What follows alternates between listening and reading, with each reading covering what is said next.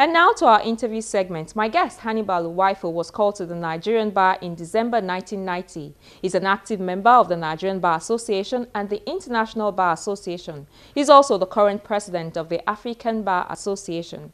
In this interview, we talk about governance, electoral reforms, and the need for a restructuring of the country.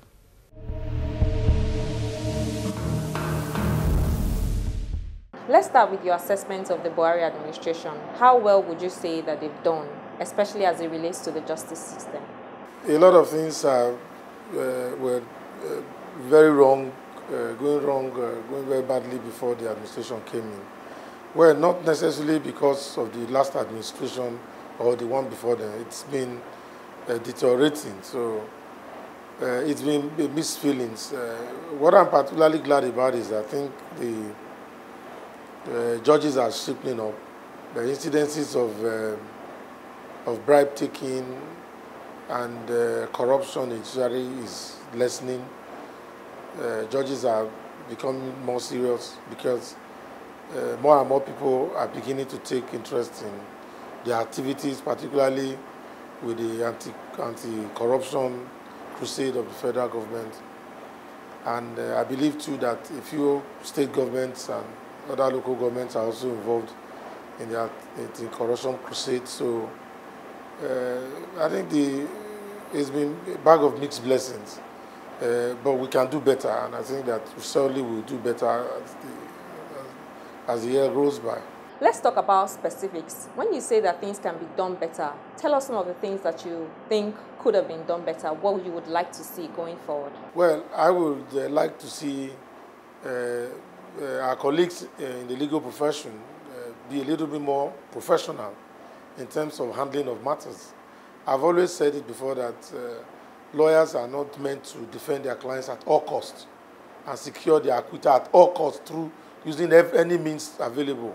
No, they have to be done according to the rules of the profession, according to professional ethics. But what we have seen is lawyers making comments that disparaging judiciary when it doesn't favor them, and the lawyers going extra miles to defend their clients, you know, without understanding or without recourse to the rules of court and, of course, the rules of professional ethics in the legal profession. That's on the one hand. On the other hand, I would like to see judges that can take full control of their courts, rather than allowing adjournments and applications that are frivolous and are totally disrespectful and disparaging of our legal system. We need to see judges enforce the rules no matter what it will take, because that's the old they swore.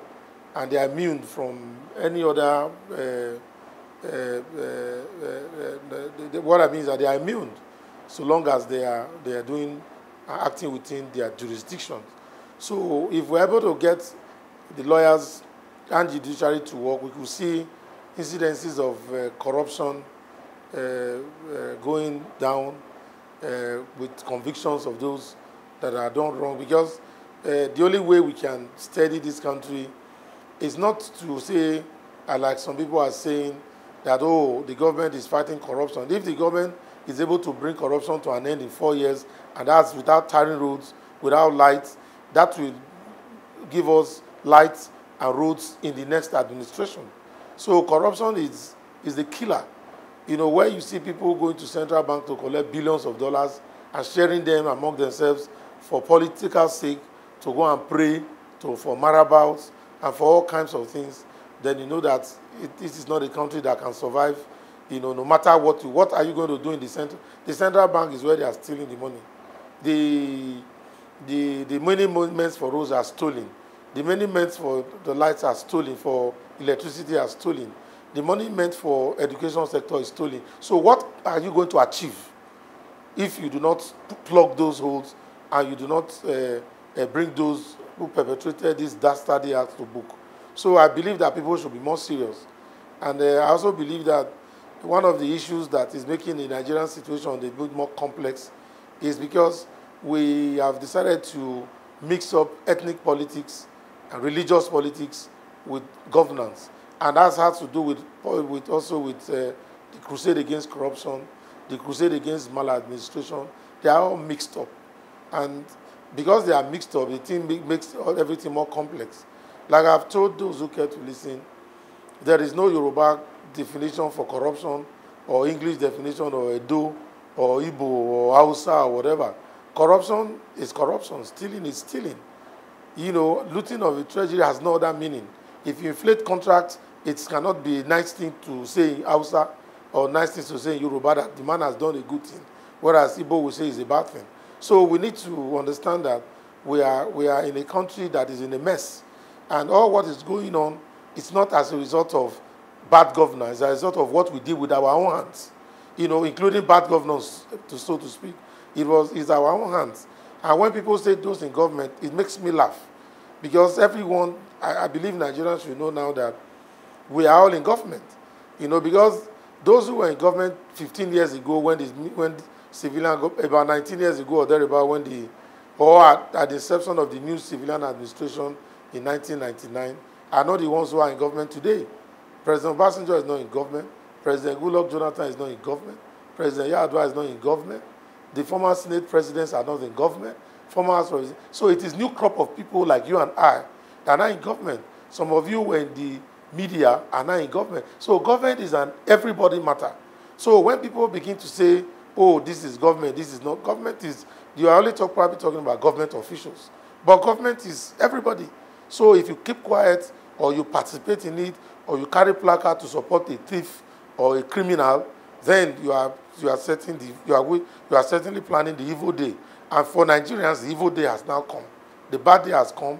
The naira is plummeting. The inflation is everywhere. We caused it with our hands. We have no foreign reserve. We looted everything. How can you not support the naira? No production. Refineries don't work. Big problem. But when these things were going on, there were people that were supporting their clansmen. There were people that were supporting their church people. There were people that were supporting their friends. There were people that were supporting their colleagues. Now, we are facing the music. I hear you say that governance is everybody's business, but so also are elections. Let's talk about elections. The INEC chairman recently said that the commission was finalizing a comprehensive proposal for constitutional and legal amendments to the Electoral Act. What suggestions can you give for amendments? Well, I think that for any amendment or legislation to succeed, the people must be, those involved, the players must be willing to abide by the rules. I believe that the basic problems we have in Nigeria is that the players are not playing according to the rules. You know, but whatever proposals are made, we must first of all have it in our minds that the mindset of the players must change. And part of the way the players can change is, one, if we enforce the rules we already have in place. Two, if those who are involved in malpractices are severely punished, because that's the only way, you know, to know the right from the wrong. So if somebody who goes to snatch ballot box is not punished, instead is rewarded as a commissioner or rewarded as a governor or as a minister, then there's nothing wrong with snatching a ballot box. You know, that's the level of what you call morality for the polity concerned. And if you see somebody who is arming thugs during the election, that perhaps is the way, you know, the politics is played in that polity. But my suggestion is it needs to be comprehensive in such a way as to deal decisively with breaches, not in the form of backslapping, not in the form of lengthy legal procedures that end up not matching the gravity of the offense, you know, legal procedures that end up in secrecy or that end up nowhere, you know, but procedures that are decisive. You know, if we have a 2-week period to deal with electoral offenses of somebody arrested, caught with ballot box, then it will be effective, because that will show very clearly that within these 2 weeks, this issue had been dealt with and everybody knows the result. Not an electoral offense that will be punished over 4 years, and there will be more and more elections on top of the ones that have been committed and nobody knows what the result is. So that's the kind of thing I will suggest that should be embedded in the reforms that we are looking at.